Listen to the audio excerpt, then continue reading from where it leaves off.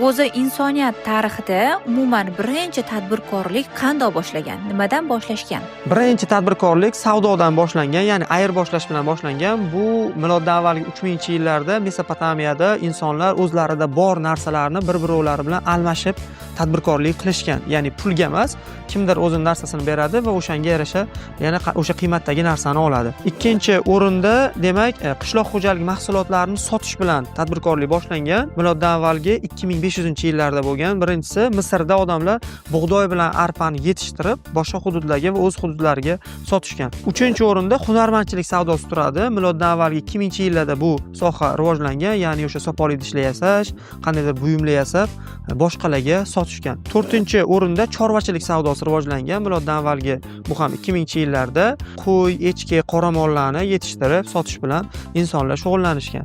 Beshinchi o'rinda tuz savdosi rivojlangan. Bu savdo rivojlanib, keyin alohida tarmoqqa aylangan va juda katta hajmda tuzda boshqa joylarga olib borib sotishgan. Aytingchi, keyingi o'rinlarda qaysi soha rivojlangan? Kommentariyada fikringizni yozib qoldiring.